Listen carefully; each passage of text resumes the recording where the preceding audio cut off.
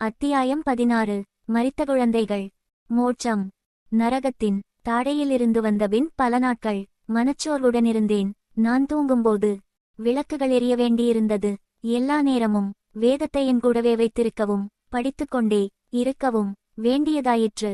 ஏனாத்துமா மிக பெரிய அதிர்ச்சிக்குள்ளாயிற்று. நரகத்தில் தங்கள் நித்தியத்தை கழிக்கச் செல்லும் இழந்து போனாத்துமாக்கள் என்ன அனுபவிக்கிறார்கள் என்று நான் இப்பொழுது நன்கு அறிவேன். ஏசப்பா, சமாதானம் அமைதலாயிரு என்பார். உடனே சமாதானம் என் உள்ளத்தை நிரப்பும். ஆனாலும் சில நிமிடங்களில் அலறிக்கொண்டு பீதி நிறைந்தவளாய் நான் எழுந்திருப்பேன். இந்நேரங்களில் நான் தனியாயிருக்கவில்லை என்று எனக்கு நன்றாய் தெரியும். ஏசப்பா என்னுடனே இருந்தார் என்றாலும் சில நேரங்களில் அவருடைய பிரசன்னத்தை என்னால் உணர முடியாமல் போயிற்று. மறுபடியும் நரகத்துக்குப் போக வேண்டியிருக்குமோ என்ற நினைவு வரும். நரகத்தில் என்னுடைய அனுபவங்களை நான் மற்றவர்களுக்குச் சொல்ல முயற்சி செய்தபோது அவர்கள் செவி கொடுக்கவில்லை. தயை கூர்ந்து காலம் கடந்து போகுமுன் உங்கள் பாவங்களை விட்டு மனந்திரும்புங்கள் என்று கெஞ்சினேன். நரகத்தில் நான் அனுபவித்த வேதனையைச் சொன்னபோதும் ஏசப்பா அதை எழுதும்படி கூறியுள்ளார் என்றபோதும் அதைக் கேட்டவர்கள் நம்புவது மிகக் கடினமாயிருந்தது. ஆண்டவர் உறுதியாக நான் உன்னை குணமாக்குவேன் என்று கூறினார். நான் பூரண சுகம் பெற்றேன். அப்பொழுதுதான் மறுபடியும் இது நடந்தது.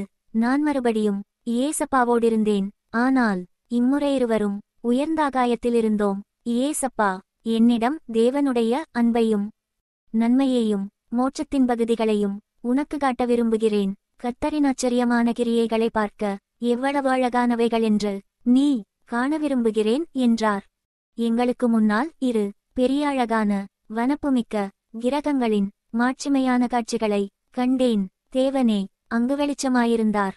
ஒரு தேவதூதன் எங்களுக்கு எதிர்ப்பட்டு என்னிடம், உன் தேவனாகிய கர்த்தருடைய நன்மையையும் இரக்கத்தையும் பார், அவர் கிருபை என்றும் உள்ளது என்றார். அவரிடம் காணப்பட்ட உறுதியான அன்பும் கனிவும் கண்டேன். அவர் மறுபடியும் கர்த்தருடைய வல்லமையையும் அதிகாரத்தையும் ராஜரீகத்தையும் பார் என்று சொன்னபோது என் கண்களில் நீர் மல்க வைத்தது. தம்முடைய பிள்ளைகளுக்கென அவர் சிருஷ்டித்துள்ளிடத்தை நான் உனக்கு காட்டட்டும் என்றார் அவர். திடீரென எங்களுக்கு முன்னதாக ஒரு பெரிய கிரகம் தோன்றியது. அது பூமியின் அளவு இருந்தது. பிதாவானவரின் குரல், பிதா, குமாரன், பரிசுத்த ஆவி மூவரும் ஒருவரே. பிதாவும் குமாரனும் ஒன்றாயிருப்பது போல் பிதாவும் பரிசுத்த ஆவியானவரும் ஒன்றாயிருக்கிறார்கள். நான் ஒருவரையும் இழந்து போகாதபடிக்கு என் குமாரனை சிலுவையில் மரிக்க அனுப்பினேன். என் பிள்ளைகளுக்கென நான் உண்டாக்கிய இடத்தை காட்டப்போகிறேன். நான் என்னுடைய எல்லா பிள்ளைகளுக்காகவும் மிகவும் அக்கறை கொண்டுள்ளேன். உன் கர்ப்பத்தின்கனி பிறக்கும் முன்னரே இறந்து போனது போல ஒரு தாய் தன் சேயை இழக்கும்போது நான் அக்கறை கொண்டுள்ளேன். மகளே, நான் எல்லாவற்றையும் அறிவேன், எல்லாவற்றையும் காக்கிறேன். கர்ப்பத்தில் ஜீவன் ஆரம்பிக்கும்போதே கொல்லப்படும் குழந்தைகளை அறிவேன். அரைகுறையாக வெளியேற்றப்பட்ட விரும்பப்படாத உயிர்களிவை செத்து பிறந்த குழந்தைகளையும் அறிவேன். கருத்தரித்த நாள் முதற்கொண்டு அது ஒரு ஆத்துமாவாகும். என் தூதர்கள் கீழே போய் அக்குழந்தைகள் சாகும்போது அவர்களை இங்கே கொண்டு வருகிறார்கள். அவர்கள் வளர, படிக்க, நேசிக்கப்பட அவர்களுக்கென ஒரு இடம் வைத்துள்ளேன். அவர்களுக்கு இல்லாத உடற்பகுதிகளை கொடுத்து அவர்களுக்கு முழுமையான சரீரத்தை கொடுக்கிறேன். அவர்கள் அனைவருக்கும் மகிமையான சரீரத்தை கொடுக்கிறேன் என்று புன்முறுவலோடு கூறியது. அக்கிராமத்தில் முற்றிலும் நன்றாயிருக்க வேண்டும் என்கிற உணர்வும் நேசிக்கப்படுகிறதற்கான அறிகுறிகளும் காணப்பட்டன. எல்லாம் நேர்த்தியாயிருந்தது. பளிங்கு போல் தெளிந்த தண்ணீரும் பசேலெனிருந்த புல்வெளியும் நிறைந்த இடத்தின் இடையிடையே பளிங்கு ஆசனங்களும் நன்கு மெருகேற்றப்பட்ட மரையிருக்கைகளும் உள்ளன. விளையாடுமிடங்களும் அமைந்திருந்தன. அங்கு பார்த்த இடமெல்லாம் எல்லாவிதமான செயல்பாடுகளிலும் ஈடுபட்டிருந்த குழந்தைகள் இருந்தனர். ஒவ்வொரு குழந்தையும் தூய வெண்ணிற ஆடையும் பாத அணிகளும் அணிந்திருந்தது. அக்கிராமத்திலிருந்து பிரம்மாண்டமான வெளிச்சத்தில் அவ்வெண்ணிற ஆடைகள் பளபளத்தன. எவ்விடமும் சொரியப்பட்டிருந்த பலவித நிறங்கள் அக்குழந்தைகளின் அங்கிகளின் வெண்மையை மிகைப்படுத்திக் காட்டியது. தேவதூதர்கள் வாயிற்காப்போராகிருந்தனர். அக்குழந்தைகள் அனைவரின் பெயர்களும் ஒரு புத்தகத்தில் எழுதப்பட்டிருந்தது. குழந்தைகள் கர்த்தருடைய வார்த்தையை படிப்பதையும் ஒரு தங்க புத்தகத்திலிருந்து இசை சொல்லிக் கொடுக்கப்படுவதையும் கண்டேன். எல்லாவிதமான மிருகங்களும் அக்குழந்தைகளுக்கு அருகில் வருவதையும் அமர்வதையும் அந்த தேவதூதர் பள்ளியில் கண்டு அதிசயித்தேன்.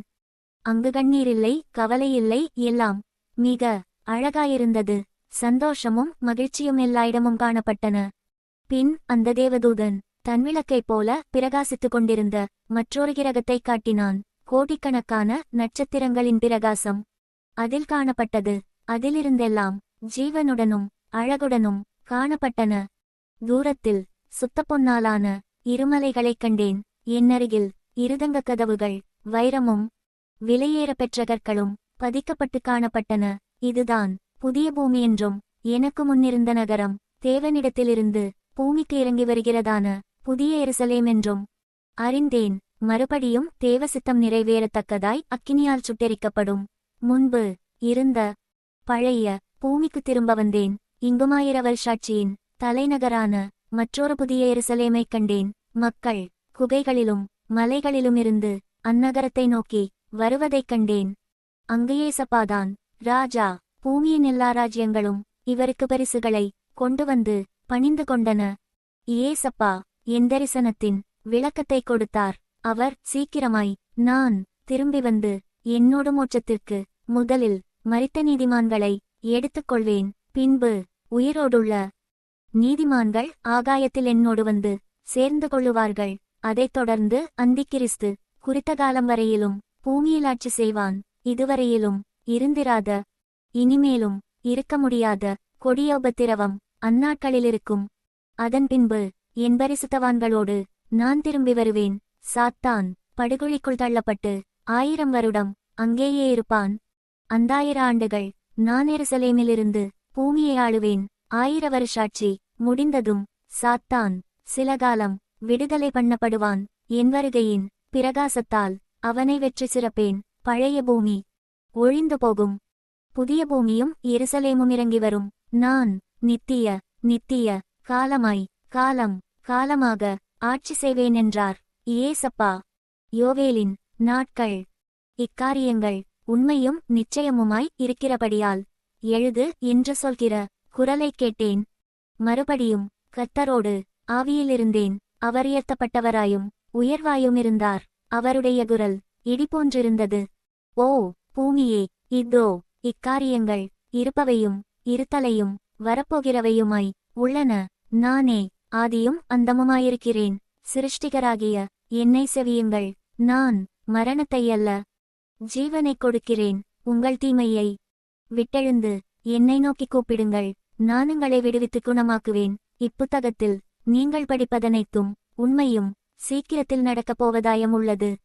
காலம் சமீபமாயிருப்பதாலும் மகிமையின் தேவன் சீக்கிரம் தோன்றப் போவதாலும் மனந்திரும்புங்கள். நீங்கள் அந்த நாழிகையாவது அறியாதபடியால் ஆயத்தமாயிருங்கள். என் வருகைக்கு காத்திருப்போரினீவு பெரிதாயிருக்கும். என்னை உண்மையோடும் நீதியோடும் சேவித்து தங்கள் விசுவாசத்தை காத்துக்கொண்ட என்னுடைய சிறியரை நான் ஆசீர்வதிப்பேன். அவர்கள் அதை அறியும் முன்னே அது அவர்கள் மேலிருக்கும். தங்கள் அழைப்பில் உத்தமமாயிருந்து என் நாமத்தை மறுதலிக்காதவர்களுக்கு நான் ஒரு ஆசீர்வாதத்தை ஆயத்தம் பண்ணி வைத்திருக்கிறேன்.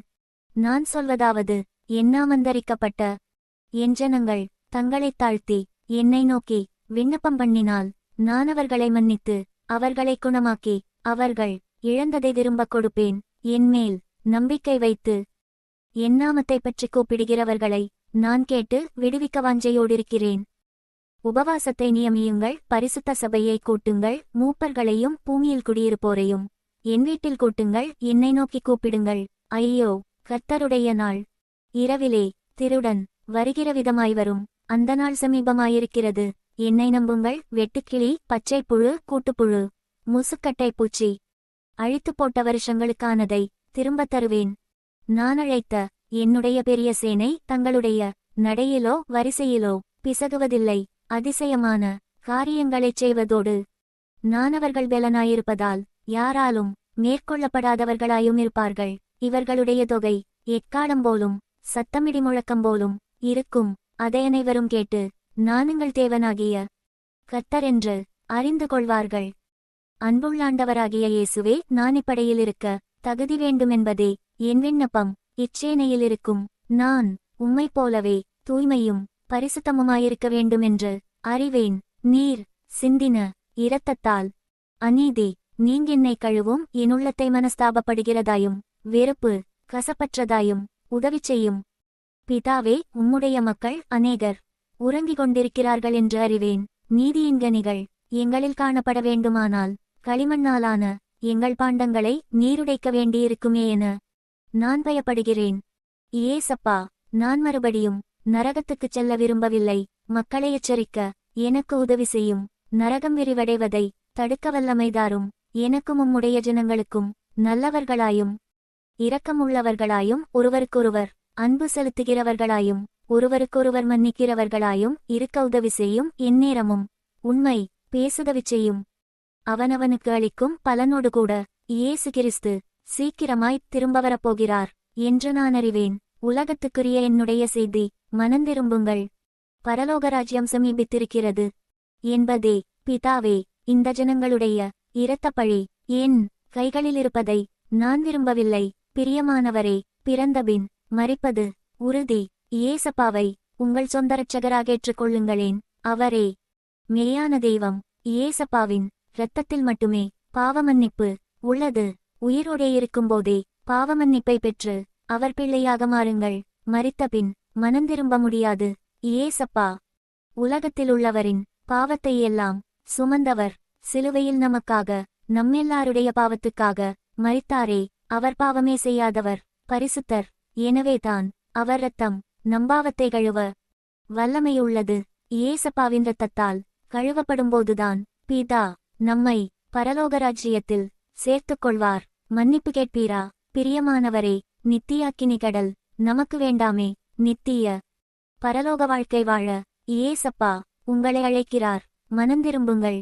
ஒரே ஒரு வாழ்க்கை, அந்த வாழ்க்கை இயேசப்பாவுக்காக. இதோ சீக்கிரமாய் வரப்போகிறேன் என்ற இயேசப்பா அதிசீக்கிரம் வரப்போகிறார். மிகவும் கொடிதான காலம் வரும் முன்னே இயேசப்பாவின் செட்டைக்குள் வருவீராக.